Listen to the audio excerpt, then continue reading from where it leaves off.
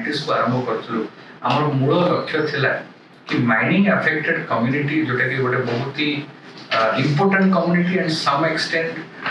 what a struggleful community in terms of ecosystem, in terms of livelihood, in terms of Amri बहुत जिनसा governance मध्य specifically mining affected community को छोटनागपुर मालभूमि अंचल एवं पूर्वघाट पर्वतमाला बा eastern घाट जो माउंटेन रेंज अच्छी से एरिया रे हमें फोकस करके पैंटिस रो काम आरंभ करथुलु एवं ता भितर गोटे मूल गोटे बहुत इंपोर्टेंट जिनस होची कि green skills and green livelihoods बा ग्रीन जॉब्स माइनिंग एरिया रे ग्रीन जॉब्स रो बहुत इंपोर्टेंस रहिछि केना आपण माने जानि छथि प्रत्येक माइंस रो गोटे निर्दिष्ट अवधि रहिछि 15 ରୁ 20 वर्ष भितर बहुत गुडे माइंस आइदर से अनप्रॉफिटेबल हो जाती बा अबैंडन हो जाती तेणु जो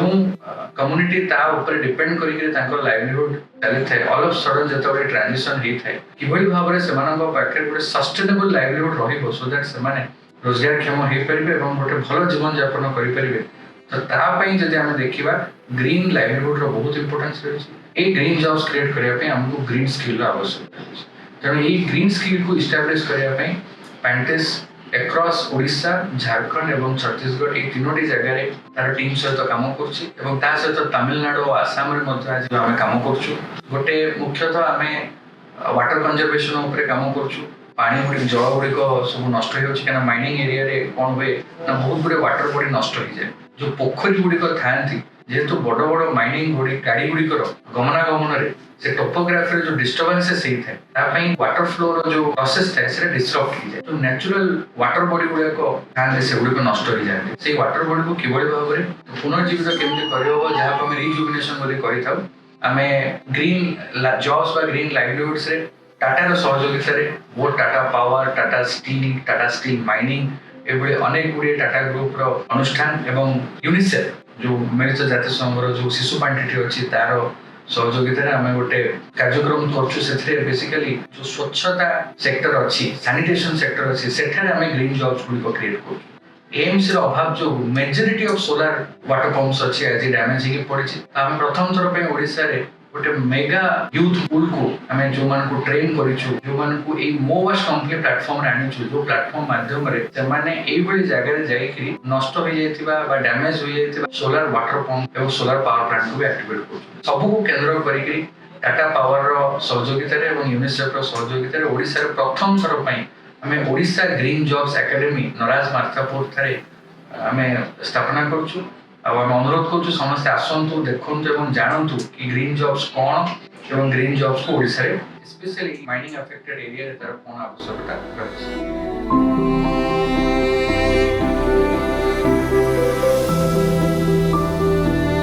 जतबे माइनिंग बंद हो जाए अधिकांश लोक more than 80% of the people are dependent for the livelihood on the mines so every mines gets abandoned within a span of 15 to 20 years so once the mines get abandoned their livelihood goes away the next company has to join somewhere else for their livelihood which is becomes very difficult for them और जगह जीवा migrate करे हवा से migrate करे तो सेठी जो limited scopes अछि ताको केमते आमे गोटे लाइवलीहुड अपॉर्चुनिटी को recreate करू this is the process is known as reclamation so reclamation has a process आगे जतबेले आमे माइनिंग पे जतबे फास्ट हम जो टॉप सॉइल को उठो टॉप सॉइल पर जो माटीटा अछि ताको ओवरबर्डन करते ओवरबर्डन रिमूवल कर साला पर माइन स्टार्ट होछ so the rule is that कि हमें जेबे भी माइनिंग करछु as a mining company they commit to the society as well as government as well as the community कि हमें जेमिति नहीं थलो सेमिति ही फेरी this entire process is known as called reclamation तो सेति में से टॉप सॉइल को आउर जगह रखा जाए जेमती माइनिंग सरे ओवरबर्डन को पका जाए टॉप सॉइल को पका जाए तब ट्रीटमेंट करा जाए and you have to establish the agro forest जब बहुत बड़ा अंडरग्राउंड माइन से सेठी एग्रो फॉरेस्ट करिया मुश्किल है so that becomes a site to reserve the water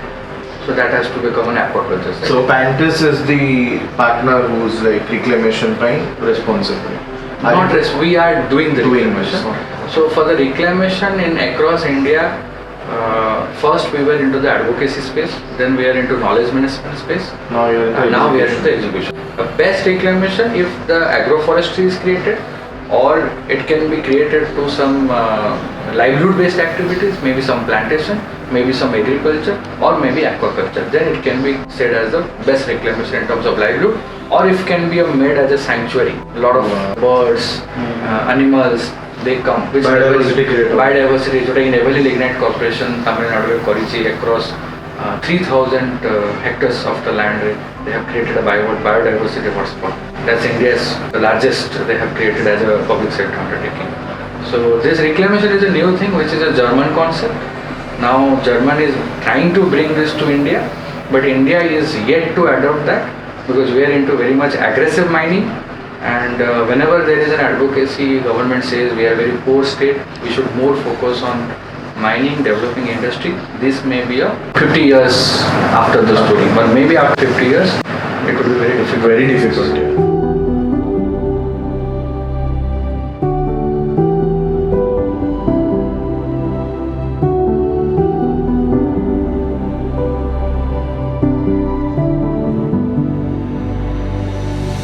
आप समस्त को वेलकम करछि गोटे बहुत सुंदर ग्रीन एंटरप्राइज ये जो ग्रीन एंटरप्राइज रे 350 एकर ऊपर अच्छी और ये पाखापाखि हाराहारी 60 to 70,000 guava single individual plants रही जो थ्रू सबुड़ाक बहुत ही हाइल्ड वेराइटी गुआभा होची जोड़ाक बहुत ही हाई क्वालिटी रो आई गुआभा गुड़िक आपण मैंने जानते फ्रॉम न्यूट्रिशन पर्सपेक्टिव गोटे बहुत ही बेस्ट फ्रूट किंतु ये जो लैंड आप देखुं ये लैंड टी सुकिंदा क्रोमाइट रीजन आसुची एटा गोटे कम्प्लीटली माइनिंग अफेक्टेड लैंड तो या बहुत दिन धरिक R&D करने पर बहुत सारा रिसर्च कला जना पड़ा कि गुआभा गोटे ये बेस्ट मॉडल हो पार जोटा कि गोटे माइनिंग अफेक्टेड रीजन रे गोटे प्लांटेशन होगी गोटे बेस्ट लाइवलीहुड प्रोजेक्ट हो पार तो से हिसाब से गुआभार प्लांटेशन होता प्रथम तो यहाँ हॉर्टिकल्चर डिपार्टमेंट ये प्लांटेशन को आरंभ करते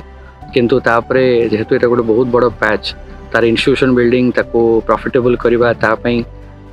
ये जिनसटी को आमर जाजपुर जिला तरफ जो डिस्ट्रिक्ट मिनरल फाउंडेशन ट्रस्ट अच्छी तरफ टेंडर करा जायतिला एवं टेंडर पर आज अनुष्ठानिक भाव में ये कार्य आरंभ हो जाइए एवं एबे जो कार्यक्रम रही ये जो प्लांटेशन गुड़िक थिला यार सफासुतरा रखा प्रत्येक गछटीर रक्षणाबेक्षण करवा एवं ता सहित प्रत्येक गछ को 300 टी महिला को गछ पट्टा दि जाइए जो थी कि जड़े जड़े महिला निर्दिष्ट भाव में गोटे गोटे पैच थिबा गछर दायित्व नौकरी जेभली कि सेमाने होचन से गछर संपूर्ण भाव मालिक एवं तार रक्षणाबेक्षण करी सेठू जो पिजुली गुड़िक बाहर से पिजुली गुड़िक आपणकर मार्केट लिंकेज करा जाऊँ गोटे फ्रुटिंग स्टेज को से प्रोसेस रे आज मार्केटिंग आरंभ होइछि आ आशा करा जाउछि कि आर वर्ष सुद्धा ये प्रॉपर प्लांटेशन रु 10 कोटी अधिक आमर रेवेन्यू कलेक्शन हम जोटी कि आमर ये जो 300 महिला माने अच्छंती तांकर जीवन जीविका प्रति गोटे बहुत ही उच्च प्रयास हम तो आज ये जो एंटरप्राइज एते गोटे ग्रीन जॉब्स क्रिएट करिछि सेथिपई आमे ओडिशा सरकार को एवं ये सुकिंदा क्रोमाइट रीजन आखपाखे थिबा बोतलंडा रुजरी कुहिका ये सब ग्राम पंचायत भाई भौणी मानू आम अशेष धन्यवाद दूँ थैंक यू। नमस्कार मो ना रोजालिन बेहेरा मु आईजीएस रे पिजुली फार्म रे गत 1.5 मास हैला काम करि आछी आमे एठी एसओजी मेंबर को नै कि काम करबु बोली आमे योजना स्टार्ट करथिलु आम लोकालिटी रे जे 5टी गाँ आम सहित जोड़ी हेकि अछंती 5टी गाँ रो एसओजी मेंबर मानु को नै कि ए पिजुली बगीचा रे आमे काम स्टार्ट करिया पई तो हमर एबे पाखापाखि 5टी गाँ बोतलंडा कुहिका दामदरपुर मूलखंब बांबिलो प्राय तो आमर 375 महिला एबे आम सहित जोड़ी साइले। नमस्कार मुझे विक्रम महांतो ये दीर्घ 3 वर्ष है पिजुली बगीचार सुपरवाइजर कर 3 वर्षर प्रोजेक्ट यहाँ ये वर्ष प्राय 3 वर्ष हो गला आमर लगी 8 प्रकार पिजुली लगी VNR KG1 Thai 7 Thai pink 350 acre पिजुली फार्म